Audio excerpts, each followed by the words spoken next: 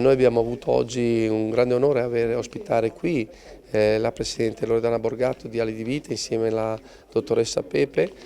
una figura qualificata che sta svolgendo dal 2016 un'attività importante ufficialmente dal 2016 su quella che è tutta l'attività di promozione di quello che si vuole evidenziare. Il mondo degli adolescenti, i problemi degli adolescenti, ma soprattutto il lavoro che c'è da fare insieme agli adolescenti, in particolare coloro che sono colpiti da disturbi alimentari, che sono una delle sicuramente battaglie da vincere, ma che insieme a loro si sta sviluppando progetti importanti, tra cui oggi abbiamo potuto riportare all'attenzione che nei prossimi giorni partirà un nuovo progetto che è Adolescenti Oggi, e quindi la possibilità di iniziare un nuovo percorso nell'interesse della qualità del nostro futuro. La nostra mission è lavorare soprattutto sull'informazione, la sensibilizzazione di questa patologia, perché è molto importante che le persone la riconoscano, sappiano di che cosa si tratta e non portino soprattutto pregiudizi nei confronti di chi ne soffre. In questo momento le due progettualità più importanti sono il progetto di prevenzione sui disturbi alimentari, Ali di Vita ai giovani,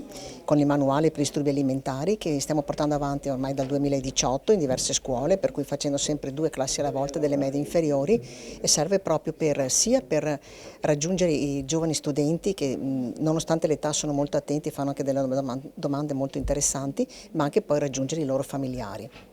Da quest'anno partirà anche il secondo progetto che riguarda proprio il tema invece degli adolescenti, perché tutte le problematiche che in questo momento, in questo periodo difficile, ruotano intorno agli adolescenti, e si chiama appunto Essere adolescenti oggi e manuale di sopravvivenza. L'abbiamo chiamato così per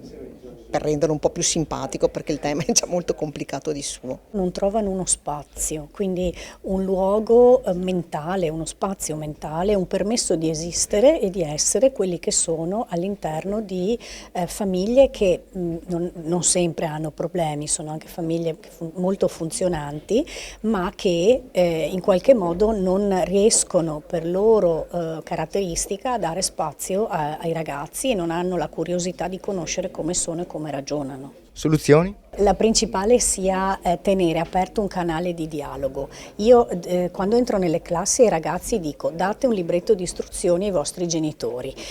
però è anche viceversa, nel senso i genitori devono essere in grado di leggere questo libretto di istruzioni e dare accoglienza a questo.